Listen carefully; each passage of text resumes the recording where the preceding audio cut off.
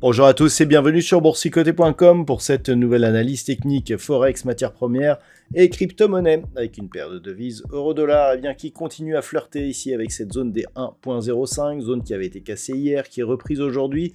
Globalement, on reste dans une dynamique baissière avec des cours ici qui continuent à marquer des contacts avec la bande de Bollinger inférieure et qui reste sous la moyenne mobile 20 exponentielle. L'objectif est donc une poursuite du mouvement en direction des 1,0360, sachant qu'une cassure de cette zone validerait la poursuite de cette dynamique baissière en direction de la parité sur cette paire de devises euro-dollar. Sur la paire de devises livre sterling contre dollar américain, là aussi on reste dans un biais baissier après avoir tenté ici un débordement des 1.2750. Les cours de cette paire de devises reviennent ici sur 1.2610, donc il semblerait que on veuille franchir cette zone et revenir ici sur cette zone des 1.2520. La cassure de celle-ci validerait la poursuite de la dynamique baissière. Même avec la rupture ici de cette résistance oblique, on reste sur une succession de points hauts et de points bas qui est baissière. Et donc, pour l'instant, il n'y a aucun signal de sortie. Peut-être une sortie, une cassure pour une tendance neutre. Mais pour l'instant, le fait que l'on réintègre ici la partie inférieure de cette résistance oblique, indique un signal de force sortie. Si on cassait ici un 2610, on validerait la poursuite de ce mouvement qui reste donc baissier. Sur l'or, nous sommes toujours dans une phase de consolidation horizontale. Après le mouvement haussier ici qui a amené l'or à de nouveaux records, on se stabilise entre 2600 et 2720 $ l'once. On a touché le haut du range hier, on redescend aujourd'hui au contact des moyennes mobiles, donc ça reste neutre et sans conviction d'un point de vue très court terme. Naturellement, la tendance moyen terme, elle reste haussière. Il faudrait casser à la hausse cette zone de 2720 $ l'once pour confirmer cette orientation.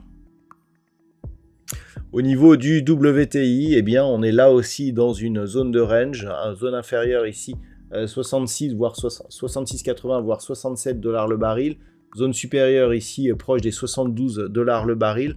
On reste entre ces deux zones, plutôt ici sur un contact sur la partie supérieure. On revient d'ailleurs au contact avec la bande de Bollinger supérieure. Il faudrait dépasser au minimum cette zone ici des 72,80 voire même 73 $ le baril pour réimpulser un vrai mouvement haussier. Donc pour l'instant, ça reste neutre sur cet actif. Et enfin, au niveau du Bitcoin, ça reste positif, puisque suite à l'arrêt de la dynamique et malgré donc un nouveau record que nous avons connu la semaine dernière, on reste bien au-dessus ici de la moyenne mobile 20 exponentielle. C'est très très net sur ce graphe, on le voit ici en pointillé rouge. Même si cette moyenne mobile se situe sous sa moyenne mobile arithmétique, on voit ici que l'on reste plutôt au contact des 100 000 $ pour un Bitcoin. Donc clairement, nous sommes toujours dans la perspective ici d'une poursuite de ce mouvement. Je vous rappelle que la phase ici précédente de consolidation nous avait donné un premier objectif ici à 88 962, donc quasiment 89 000 $ pour un Bitcoin, et que la deuxième extension se situe ici à 113 500 $ pour un Bitcoin. Donc c'est toujours l'objectif de cette reprise haussière, puisque la première extension a été franchie d'une manière très rapide. Ce n'est que sous 92 000, voire même 89 000, que l'on invaliderait cet objectif. Donc pour l'instant, toujours dans une forte dynamique haussière sur le Bitcoin comme sur d'autres crypto-monnaies. Donc par rapport à cela, on peut s'attendre à une reprise du mouvement très prochainement.